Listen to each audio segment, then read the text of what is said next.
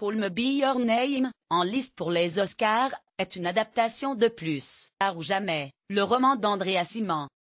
@Sony Pictures/Allociné revue de presse. Le film de Luca Guadagnino, en lice pour 4 Oscars dont celui du meilleur film, narre la romance entre un jeune adolescent italien et un chercheur américain. Quasi unanime, la presse est sous le charme de cette idylle naissante sous la torpeur du soleil de la Lombardie. Un bijou de délicatesse et d'humanité, un éblouissement, une romance aussi belle que passionnée. Les éloges pleuvent pour Call Me By Your Name de Luca Guadagnino, dévoilé en janvier 2017 au Festival de Sundance et qui vient tout juste de sortir sur les écrans français. Une adaptation éblouissante de Plus tard ou jamais, le roman culte de la littérature gay d'Andrea Simon, qui vaut au cinéaste italien 4 nominations aux Oscars, dont celui du meilleur film. Ce long métrage narre la rencontre entre Elio, Timothée Chalamet, le fils du professeur Perlman, Michael Stuhlbarg, avec un jeune chercheur séduisant, Oliver Armitamer. Invité dans la villa de son directeur de thèse en Lombardie, le doctorant américain éveille le désir de l'adolescent, de bonne famille, encore innocent et pudique.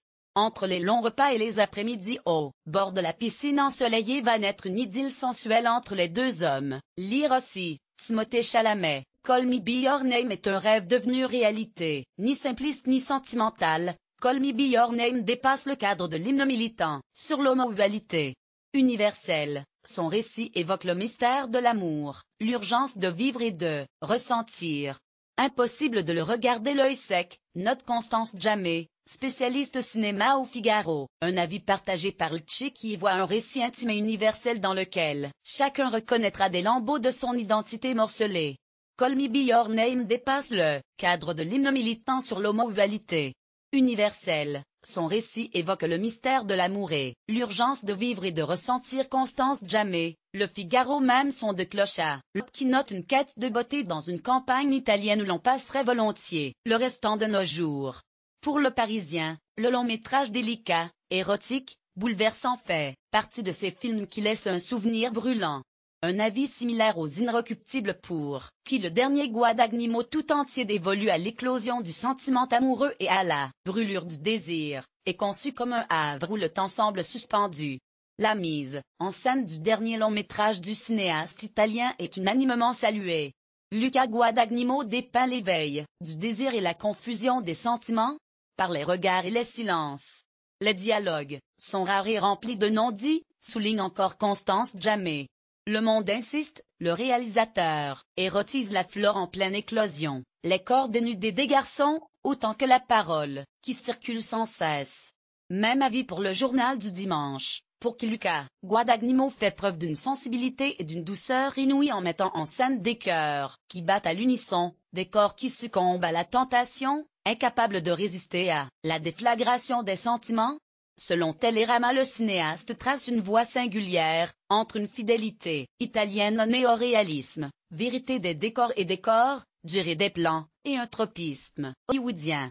Timothée Chalamet, un acteur solaire et naturel. Timothée Chalamet, qui du haut de ses 22 ans est en lice pour l'Oscar du meilleur acteur, a également ébloui la critique. Un acteur solaire et naturel, selon Le Parisien. Un prodige, pour nos confrères de Télérama. Point à l'écran, le franco-américain habite le personnage, Elio, avec une insolence romantique, rapporte de son côté Lope. Des éloges auxquels nos confrères de Libération n'adhèrent pas totalement.